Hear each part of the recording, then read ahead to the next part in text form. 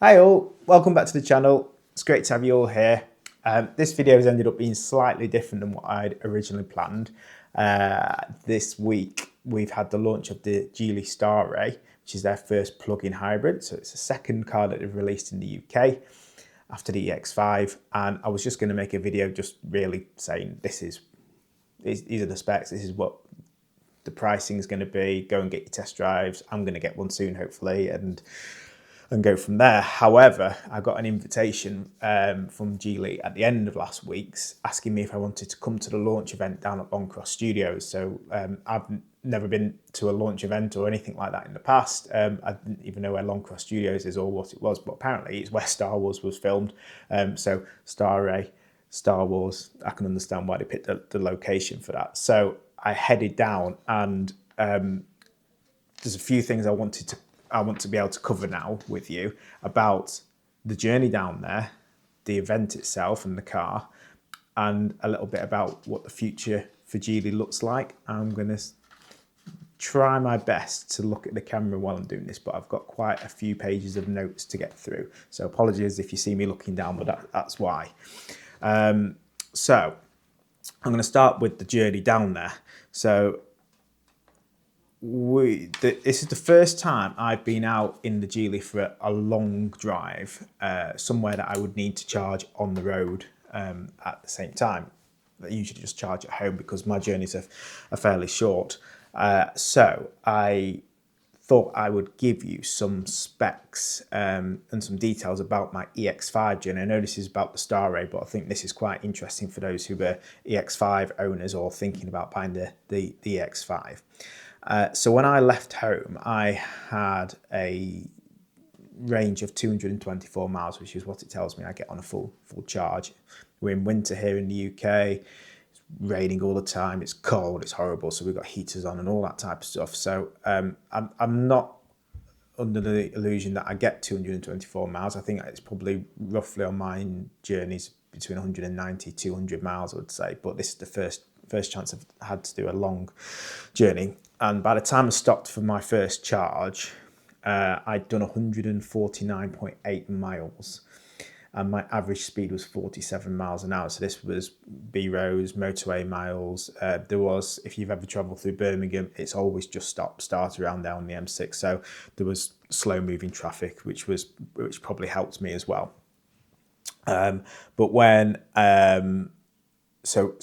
I stopped, it told me I had around about 70 miles of range left. So if we work that out, that means that my journey, if I'd used the full range that my car had, I would have got about 218 miles off a charge, which I think is pretty good, especially for this time of year, having air conditioning on and wiper blades running and all the lights going. So that's just a little bit of an insider information about the EX5 journey that I had. So let's get over to Longcross. So upon arriving at Longcross, I've never seen so many Geely cars on the road before. So driving in, there was people being picked up, I'm guessing from maybe train stations or somewhere like that, bringing people in.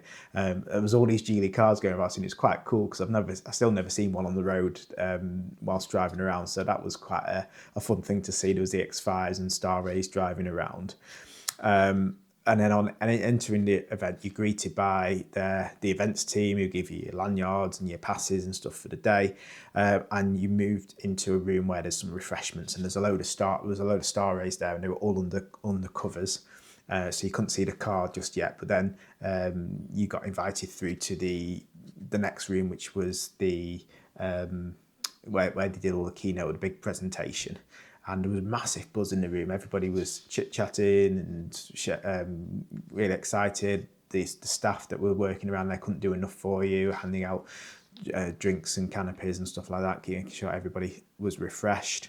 But then we went into the keynote session, and I'll do is I'll link the video of that down in the description below for you to go and check out yourself, because it was live streamed over the internet at the time. and there's now a copy of it on the Geely YouTube channel. So I recommend going and watching. It's not a short video. I think it's about 50 minutes long or something like that. But there's some really good information, particularly if you're a potential Starray owner, because I'm not going to cover everything in this video because they've already done it. So I would go and see them, and they're going to get everything factually right. And I'm not saying I will necessarily get things wrong, but the way I interpreted things might be slightly different than the way that they presented it.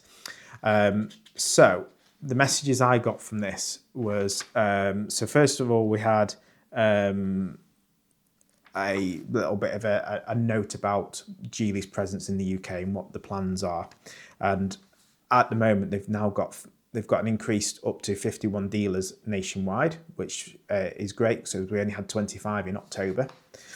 There's a big emphasis on customer services, and they actually made a special mention to our Facebook group that we've got for the EX5 owners. It's a private group. Again, I'll put the link down below. And what I've done now is I've also created a Starray UK owners private group for anybody who's looking at that particular model. So again, the link will be down in the description, and I'll put it in the top comments. So come and join us if you are interested in the Starray here in the UK, and equally if you're an EX5 interested in that. But the message I really got from them is that they are using the social media channels, whether that's Facebook, YouTube, Instagrams or anything like that, to see what people's views are on the cars. So they could be owners, they could be people who have reviewed it from magazines, or people that have had a test drive or something like that. But they're actually looking, and the whole point of this is really just to make sure that they're giving the best experience to all their customers and potential customers. So if there's something that they can go and fix, so maybe it's been a problem with the way that the dealerships are running at the moment, or the problems with customer service or app issues or whatever it might be, they can respond a lot quicker if they've got a view of it rather than being completely isolated, not seeing it. So it's great that they're watching videos like this one, I assume. If you're watching, hello. And then the feedback that myself, the viewers of this channel, and people on the Facebook group give to Geely, they're actually doing stuff with it, and they've evidenced that with things like the software update that we had a couple of weeks ago. So they set some big targets for 2030. There's an aim in the UK to sell 100,000 cars and become one of the top 10 brands here, which I think is quite ambitious.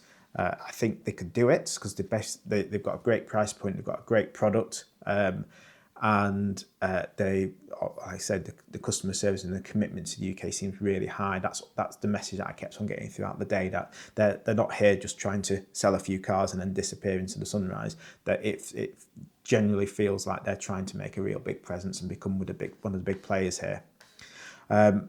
Next, we had Mark Blundell, who's Geely UK Chief Marketing Officer, come and talk us through some of the details about the car. Made a big mention about safety and the things that they do. So Geely have got, I think it's the biggest test facility in the world, which is in China. And they did put a short video of it, of some people walking around it, and it did look absolutely phenomenal. I'd love to go and see it myself. That would be a mega experience if I ever got the chance to do that. But I'm also going to see if I can find some videos online that walk you through it. But yeah, it'd be awesome to see that in real life. But they not only did they test the cars for pedestrian safety and crash, but it's also where they test the battery technology, and they made this big emphasis on how they try puncturing the batteries, how they put them in fires, and just see how they react to all these different situations so that they can make them as safe as possible. So that's really good to see.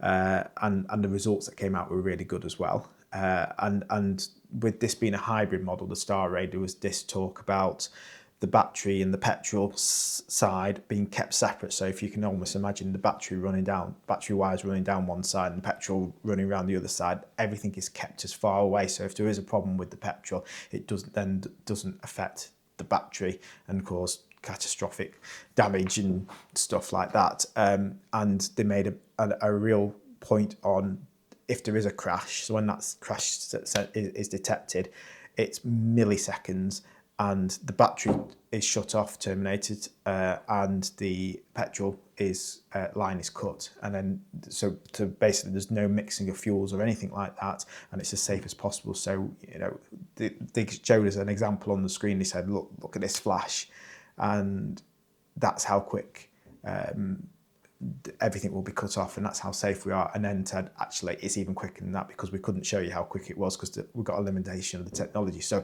it is really quick. So if you have a crash, you definitely know that you're not going to burst into flames or anything like that, which is obviously really reassuring. Car performance, they went into next. So there's two battery size options for this one, for the plug-in hybrid. There's an 18.4 kilowatt hour and a 29.5 kilowatt hour. And that will give you a combined range respectively of 585 miles or 618 miles. Whether you'll actually get on the road, we'll have to see. You won't, because they're done in test conditions. We all know how that works. But it's a massive range, isn't it? Either so. And the charging of the battery. So the battery can be charged on a 3-pin plug charger, or it can be plugged into a home charger.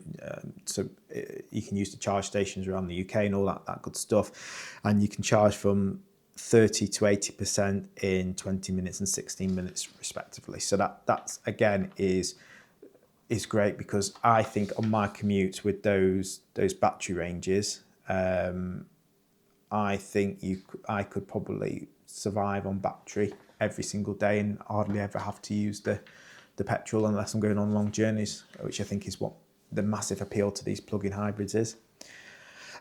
Next, we had Gordon Osborne on, who is in charge of design. So he works at the Design Innovation Centre in Italy. So all the Geely cars are designed here in Italy. And he was talking about how they've won 4 design awards. There's a simplistic look, which ensures efficiency. So he was talking about how the bonnet curves at the front, helping with the drag resistance. And the design of it all, although at first glance you might think it looks quite simplistic, there are some like key design considerations in there. But one of the reasons behind that is because it makes it more appealing to multiple markets. So rather than just saying this is a great car which would do brilliant in Europe, actually now we've got a car that will do great in China, Europe, Australia, wherever it might be. So that was really interesting to see some of the thoughts behind that. Then Mark came back to talk through the different models. I'll put them up on the screen for you because I did take a screenshot of this one. And they're priced really competitively, just like the X5 was. Last on the presentation, I've got on my notes, was we heard from Nigel Griggs, who is the Aftersales Director.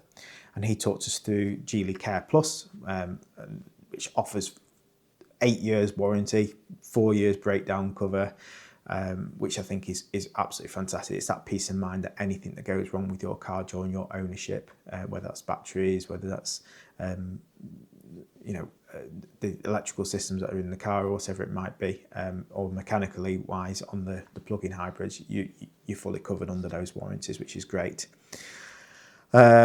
There was a mention so this was really interesting, and this should put people's mind at ease buying a Geely, I would say, in general, whether that's the full electric or the plug-in hybrid. So there was a mention to a Midlands-based parts distribution warehouse, which is now up and running. So this is, I think it's just outside Coventry. I can't remember if they said, but I think somebody told me it was just outside Coventry.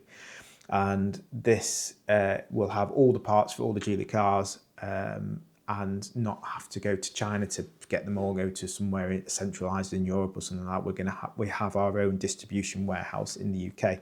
Now there is a slight caveat to this at the moment, because the systems at the dealers for ordering these parts isn't quite ready yet. There's some teething issues with that, so bear with them perhaps another month or so while that gets ironed out.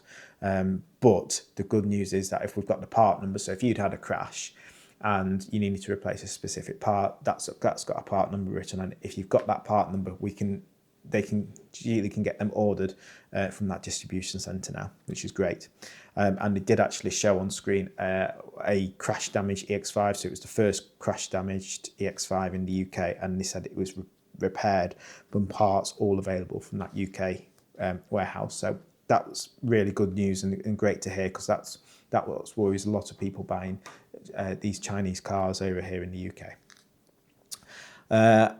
Then there was another mention by him to how they listen to their customers, social media. I'm guessing channels like this YouTube channel you're listening to as well. So Nigel, Geely, if you're watching this, thank you very much for watching and listening to what we've got to say and the comments below.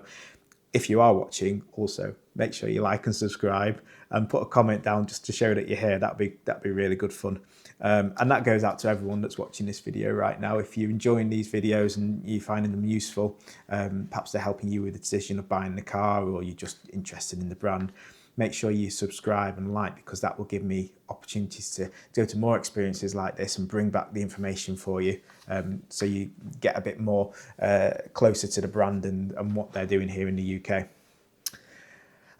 So after that, the keynote was here, everyone dispersed, everybody was happy, and they went off to go and see the cars that had been unveiled in the other room, so you could sit in them and have a look, and you could go on a test drive if you wanted to. So I went on my test drive, and I also went and sat in the cars and had a look around, and it's very similar to the X5. So if you've been in an X5 already, it feels, honestly, it feels more or less identical in there.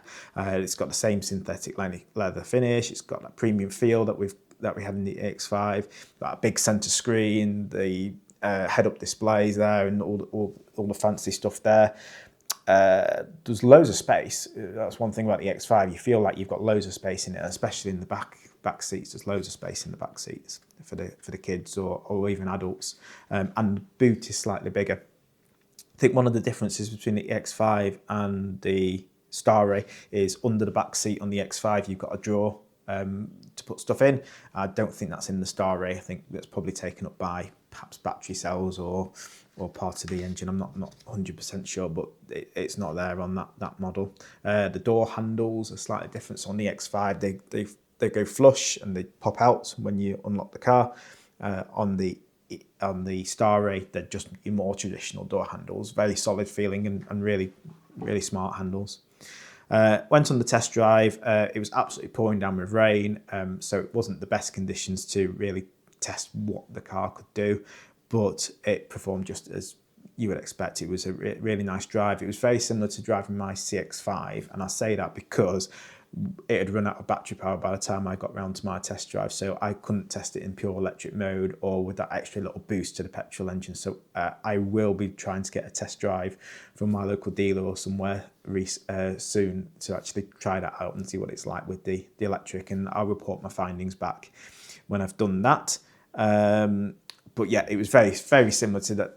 Just the petrol motor on it, it felt very similar to the CX-5, and that was a fantastic car. My Mazda CX-5, I had it for a number of years, and that engine was absolutely solid. So if it's similar to that, great.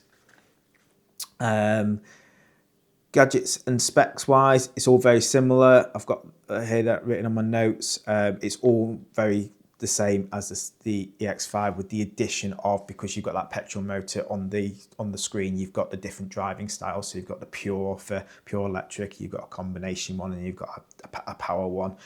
So those are in there. Go and get a test drive though. Even if you perhaps considering the X5, I would recommend going and trying the Starray there as well, while you're there as well. They're very similar priced.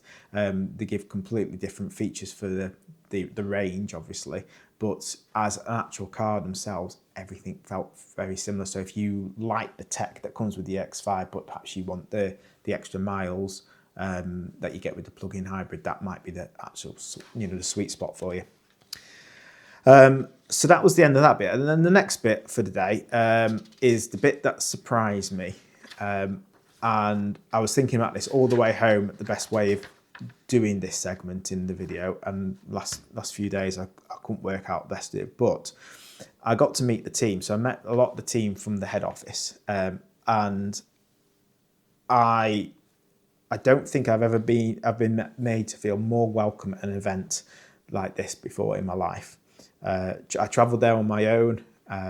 It was a long way to go, and I didn't know anybody from Geely. I didn't know anybody from anywhere else that was going to the event. So I was completely on my own.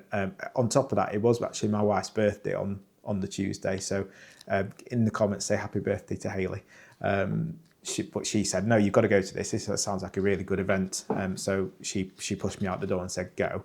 But when I got there, all these people from Geely head office kept on coming up to me and saying, oh, it's nice to meet you. You're GeelyJoe, aren't you? I recognise the face, which is wonderful to know that they are watching the videos, and they're just normal people at the other end. And we discussed some of the challenges that they've been having since launching here in the UK.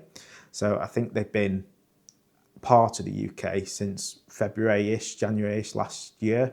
Obviously, they didn't launch the cars until the EX5 till later in the year, but getting all the groundwork in and building the teams and stuff. And so they are growing as a team. Yeah, they've overcome some challenges, and they were talking to me through about what they've done about some of the things. So things like the software update, how that was pushed out. There were some challenges around the way that was pushed out in multiple batches, for instance, and that perhaps wasn't communicated well enough to us.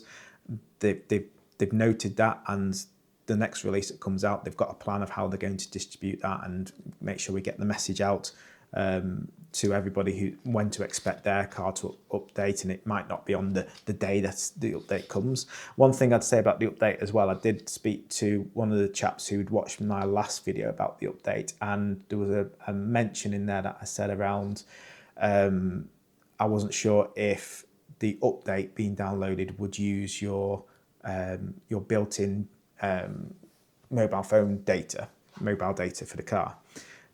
And I didn't know how big it was. So the actual download was 5 gigabytes, but which is obviously big, and we only get 3 gigabytes a month of download. So obviously that would have taken your full allowance. But what they told me is that the SIM card is essentially split into two sides. So you've got the consumer side, which is the one that we would use for, I guess, map data, and if you use Spotify or something through the car's app itself, that would use that data.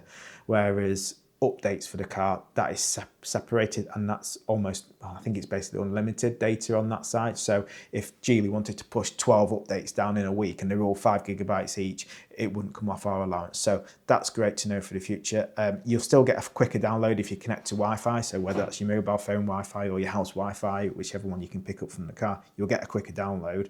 But at least if you use that mobile signal and set it to happen overnight, it's not going to use your data. So that was really good to hear.